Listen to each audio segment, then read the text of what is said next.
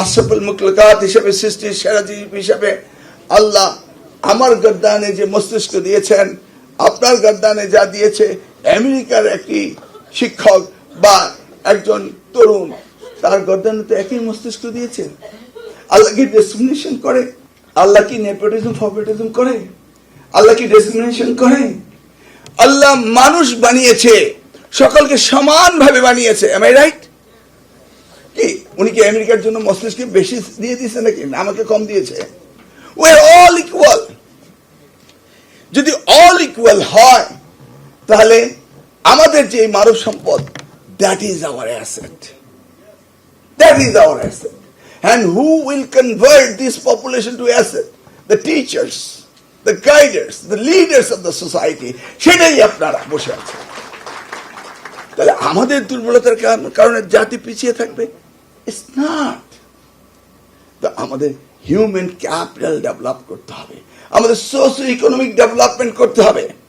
সেই যে আমাদের মানব সম্পদকে কাজে লাগাতে হবে, এবং কাজে লাগাতে হলে সবচেয়ে বেশি উত্তম শুধু হায়ার এডুকেশন না, তার সাথে টেকনিক্যাল ভোকেশনাল এডুকেশনের প্রয়োজন রয়েছে। এই জন্য মাননীয় প্রধানমন্ত্রী টিবেটকে এবার সবচেয়ে বেশি গুরুত্ব দিয়েছেন।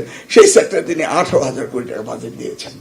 কারণ আমাদের দেশে এই সম্পদকে এক্সপ্লোর করতে হবে, আমাদের ম্যাক্সিমাম ইউজ করতে হবে, অপটিমাম ইউজেস করতে হবে। সেটি হচ্ছে ওনার প্ল্যান, ওনার ভিশন। দেখুন, আমাদের দেশ থেকে hundreds of millions of peoples expected হিসেবে বিদেশে যাচ্ছে। এন্ড তারা যাচ্ছে কিভাবে?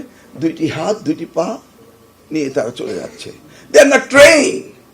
আজকে সেই যেহেতু আমরা ট্রেন করতে পারি, আমাদের তাদেরকে এই এডুকেশনাল ডেভেলপমেন্টের ভিতরে আনতে পারি, তাহলে না হিউম্যান ক্যাপিটাল ডেভেলপড হবে। তাহলে সেই জায়গাটিতে আমাদের সবচেয়ে বেশি লক্ষ্য করতে হবে। আজকে যদি মাননীয় প্রধানমন্ত্রীকে জিজ্ঞেস করা হয় আপনার ফেভারিট ডিপার্টমেন্ট কোনটা, বলে শিক্ষা। আপনি সেকেন্ড কোন ডিপার্টমেন্টকে লাইক করেন, উনি বলবেন শিক্ষা। আপনি থার্ড কোনটাকে লাইক করেন, উনি বলবেন শিক্ষা। That's his priority. এই জায়গাটিতে আপনারা কাজ করছেন।